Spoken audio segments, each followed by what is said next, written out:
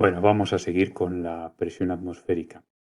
Habíamos dicho que la presión atmosférica es el peso del aire en un lugar determinado.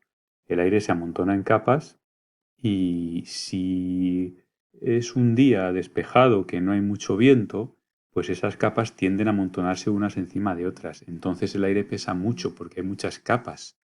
Si es un día, por el contrario, que hay mucho viento y nuboso y bueno, en general que hay mucho viento, esas capas no se pueden amontonar unas encima de otras porque se desplazan, se van desplazando y entonces se producen bajas presiones, es una presión baja. Eh, Hemos dicho también que el aparato para medir la presión es el barómetro, que es así, ¿eh? Y la unidad de presión es el milibar o el hectopascal, que son equivalentes. Antes se decía, se usaba más el milibar y ahora parece que en meteorología y tal se usa más el hectopascal. Por ejemplo, este de aquí está usando el hectopascal, ¿por qué? Porque pone HPA aquí y eso quiere decir hectopascal. Entonces, eh, ¿cuándo sabemos que es una presión alta y cuándo es una presión baja? Pues el límite está en 1013 hectopascales. Por encima de 1013 hectopascales ¿eh? se considera alta presión y por debajo de 1013 hectopascales se considera baja presión. 1013 hectopascales se considera que es la presión normal al nivel del mar. Entonces todo lo que esté por encima ya será alta presión, todo lo que esté por debajo será baja presión. Esto de el barómetro, además, mm, es muy fácil de utilizar y de conseguir, porque hay apps que son barómetros, como este que hay aquí.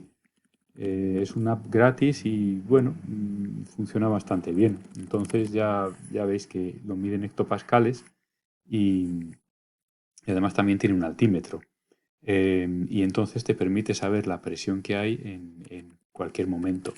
Si os lo bajáis y un día que haya nubes lo utilizáis, veréis que la presión está baja, está por debajo de 1013.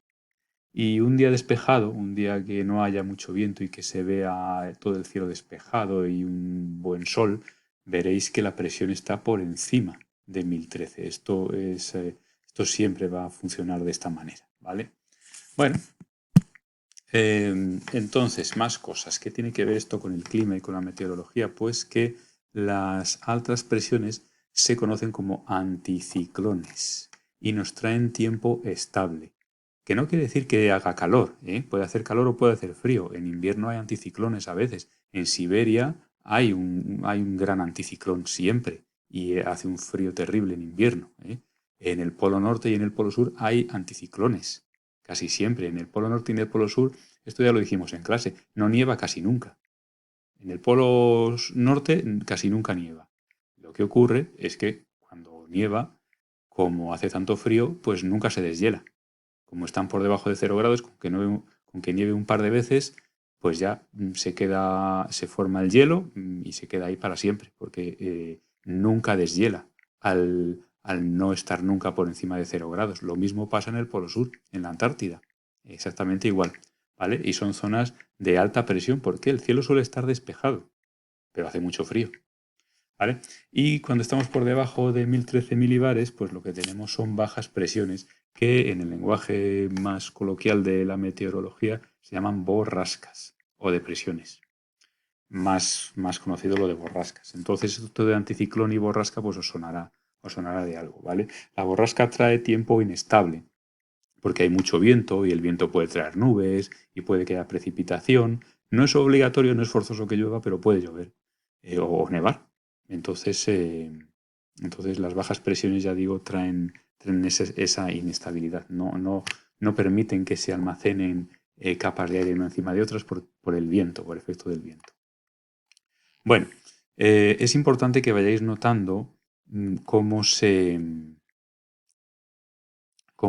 relacionan todos estos factores del clima, es decir, la temperatura está relacionada con la precipitación está relacionada también con la presión con la temperatura, estos cuatro elementos se interactúan unos con otros y es importante tener en cuenta que siempre están influyéndose unos a otros, ¿vale? Entonces, bueno,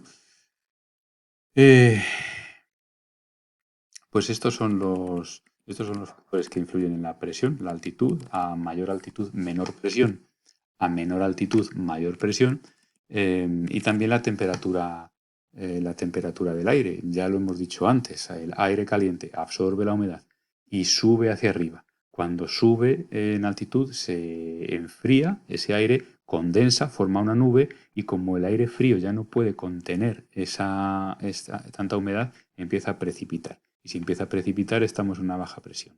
¿Vale? Bueno, vamos a seguir un poco. Esto es la diferencia entre borrasca y anticiclón.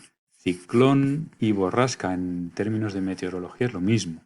Entonces, ¿qué ocurre? Aquí lo explica muy bien. Estas flechas rosas son el aire caliente. El aire caliente absorbe la humedad que haya por aquí, en la superficie, y tiende a subir. El aire caliente tiende a subir. Cuando ese aire caliente y húmedo sube, se va enfriando, se convierte en flecha azul, se convierte en azul. Cuando se enfría, se forma una nube, condensa. ¿eh? Y si se sigue enfriando, pues la nube se va haciendo más grande y es muy posible que llueva. Y eso es una baja presión.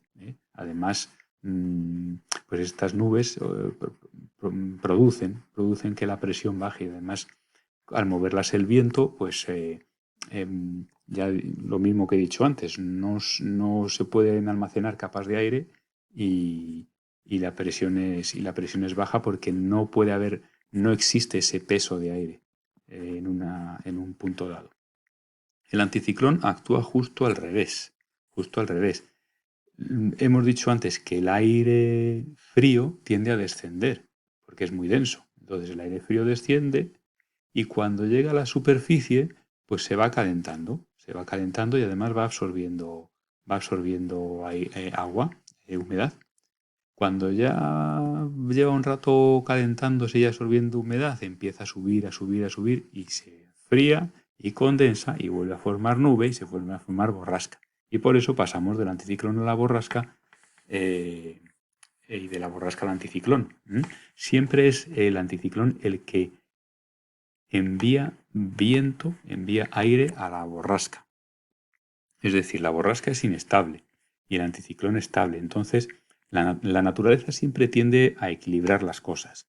Si al anticiclón le sobra presión, le cede algo de presión al ciclón o a la borrasca para que se queden igualados. Lo que pasa es que como el viento nunca se detiene y siempre va cambiando, pues al final estamos en un círculo de anticiclón y borrasca constante, ¿no? Bueno, esto de la circulación global atmosférica es un poco más complicado. No hay que estudiarlo, no hay que saberlo. Os lo voy a explicar muy rápido para que entendáis cómo funciona esto, cómo influye esto en el clima, ¿vale? A ver, hemos dicho que en el Ecuador, que es esto de aquí, hace mucho calor. Pega mucho el sol y muy directo, y entonces produce temperaturas muy altas. Entonces ese aire que está ahí está caliente, es un aire caliente, absorbe mucha humedad, evapora mucho y sube. Y cuando se sube se convierte en aire frío, ¿vale? Y entonces precipita. Pero todo lo que no precipita, todo lo que no llueve, se mueve tanto hacia el norte como hacia el sur. Y este es un aire frío que ya ha precipitado, ¿eh? Y entonces está seco, es un aire frío y seco. Entonces el aire se mueve no solo, digamos, al este y hacia el oeste, sino también hacia arriba y hacia abajo en altitud, creando estas células que veis aquí.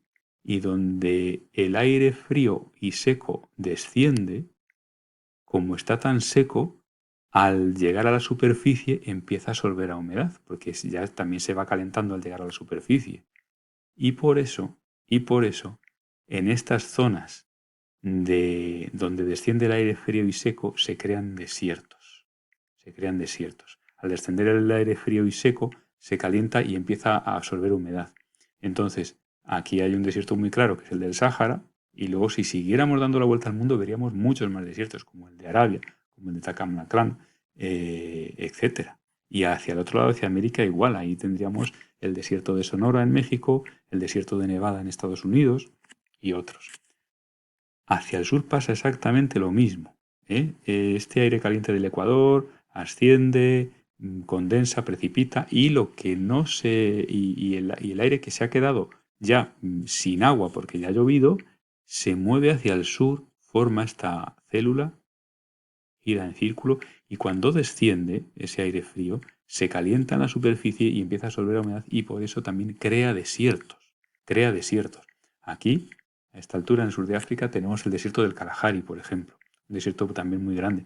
Y a esta altura también tenemos en Chile el desierto de Atacama. O sea que, y si fuéramos hacia Australia, tendríamos el gran desierto Victoria. O sea que es que si uno observa un mapa del mundo, ve que los desiertos van en línea recta, ¿vale?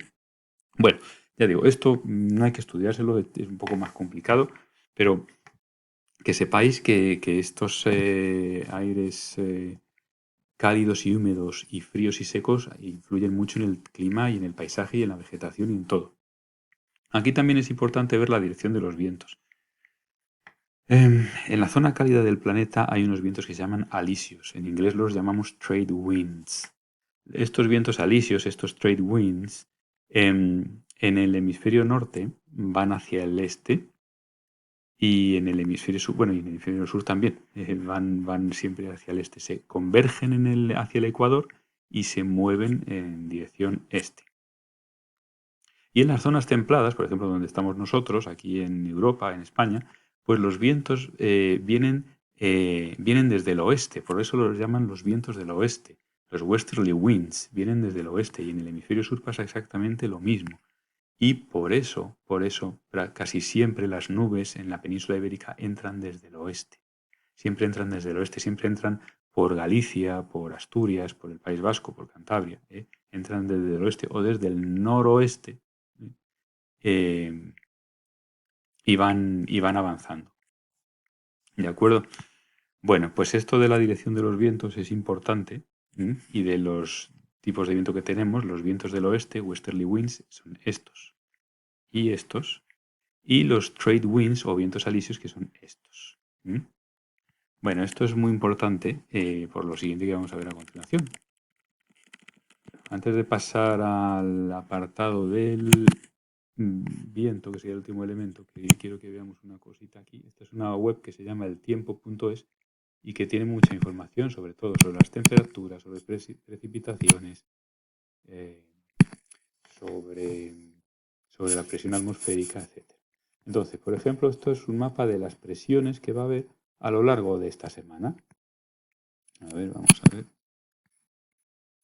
Entonces, por ejemplo, aquí vemos la borrasca, la baja presión. Eso quiere decir que, fijaos, 980 por debajo de 1013 ya es baja presión. O sea, esta presión es muy baja, 980.